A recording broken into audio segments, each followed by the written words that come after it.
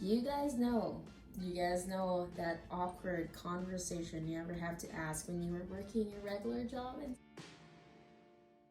Hi guys, for everyone that has been here for a while, welcome back to my channel. For anyone that is new here, welcome. My name is Carol. I am a Canadian flight attendant, and for today's video, we are going to be talking about 7 most commonly asked questions to flight attendant.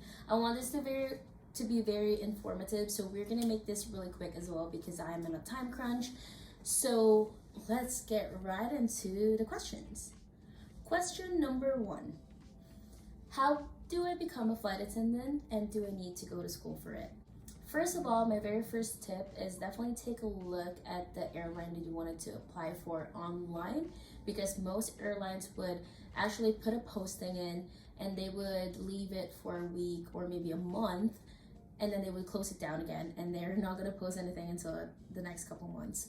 So that's how I honestly had found out about the job opening to become a flight attendant with the airline that I work at. Someone just told me about the job posting and I went and grabbed it.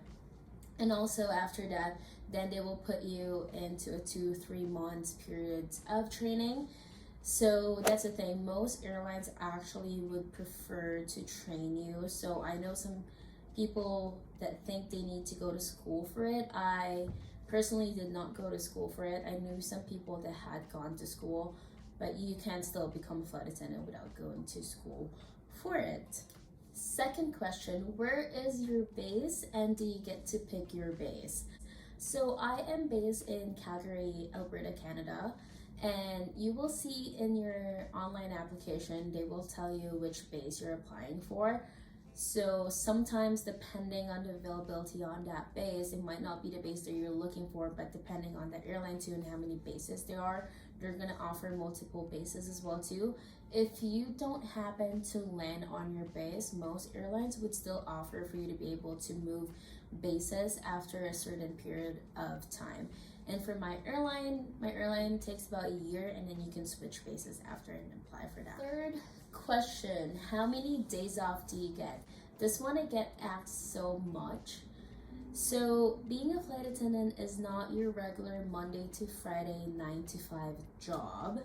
You actually get to bid for the schedule that you want. As for me, I normally don't bid for days off. I only bid for dates off, so specific dates off that I want within the month. And then if I get it, whatever I get for pairing, then that's amazing.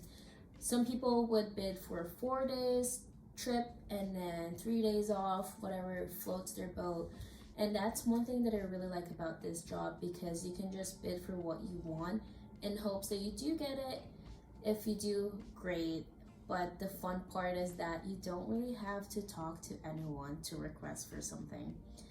You guys know that awkward conversation you ever have to ask when you were working your regular job and say, I would like to go on a vacation for this reason, or I have to take some days off because someone in my family is sick, and the anxiety that comes with it is just, it's too much. But that's one thing I love about the job. Fourth question, are the hotels paid for, and do you share your room with your co-flight attendant? Number 1, yes, the hotel is paid for. Number 2, no, I do not share a room with my co-flight attendant. So that is also dependent on the contract. So for us, cabin crews and pilots, sometimes our pilots get put in a different hotel because of their contract as well too. And that's pretty much it. Number 5, are there any height requirements? So it has been almost 2 years since I applied, so don't quote me on this. As far as I can remember, what I recall is that when I seen the application, it says it's around 4'9" up to something 5 foot. I would assume 5'8" maybe, because of the aircraft. Someone may be a little bit too tall for it. And then during our physical test, we had to do a physical test. There was a certain point that we had to reach, but I was just wearing flats.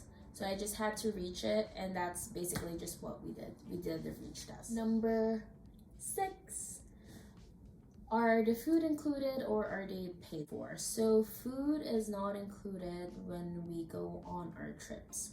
although they do give us a per diem, which is hourly as well too. It is a very small amount, but it does add up at the end of the day as well too. Personally, I love to meal prep my food to save up a little bit more money, and then sometimes if you get lucky enough, there are some hotels that do offer free breakfast. Number 7, interview process and tips. So take down some notes right now. My experience during the first application, I had to do 2 video interviews and also a drug and physical test. So my 2 video interviews, one was recorded and I was just answering questions. The second one is I was with a bunch of people, and it was a conference call, and I had a one-on-one with one of the peer selection team and had an interview with this person. And then after that, if you do pass all of that, then you move on to the initial training, which for us lasted 6 weeks. That is where it's really, really painful and it's really difficult, because during that 6 weeks training, we had 5 written exams, 1 finals, and 2 drills. So out of all 6 written exams, we only get 1 retake. And if you do fail that retake, then you're out of the program, unfortunately, and you'd have to wait another 6 months to reapply. Same goes for the drills. You only get 1 retake for the 2 drills, and if you do not make it through, then you have to reapply again. So that's where it's a little bit more stressful, because if you really want to make it through, first you have to make sure you pass the 85% passing grade, and also move on to the next exam, whenever that is, and try to save as much of your retake as you can. And then after that, then you have a 9 months probation period, which they just want to make sure that you're being good during the time that you are on the line and doing the things that you were trained to do as a flight attendant. But for the most part, the only tip that I will give you is during the interview process, make sure you are being yourself. The good thing about the interview is it's very interactive and it's fun, because it's more of just getting to know each other, and you want to save most of that actual eagerness and also the heads-on and determination during the initials, because that's where you'll make it or break it. So that's going to be my tip during interview and also the application process. But yeah, those are the 7 most commonly asked questions to flight attendants. I hope you guys did find this video helpful. If you guys did, please don't forget to hit that like button, and don't forget to hit that subscribe so it updates you every time I have a new upload. But I will see you guys in the next video. Bye.